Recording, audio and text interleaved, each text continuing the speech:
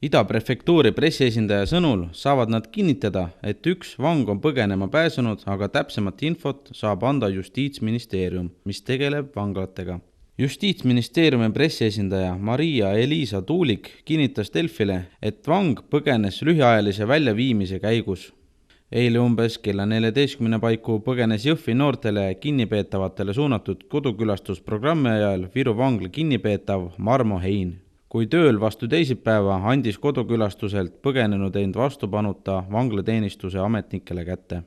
Mõrva eest Viru vanglas karistust kandev Hein andis end üle põgenemiskohast 18 kilomeetri kaugusel, teatas BNS-ile Justiitsministeerium. Mehe vastupanuta üleandmist vahendas tema perekond. Esmaspäeva pärastlõunal põgenes Ida-Virumaal Jõhvis mõrva eest Viru vanglas karistust kandev 19-aastane Marmo Hein, kes viibis noortele kinnipeetavatele suunatud külastusprogrammi raames väljaspool vanglat.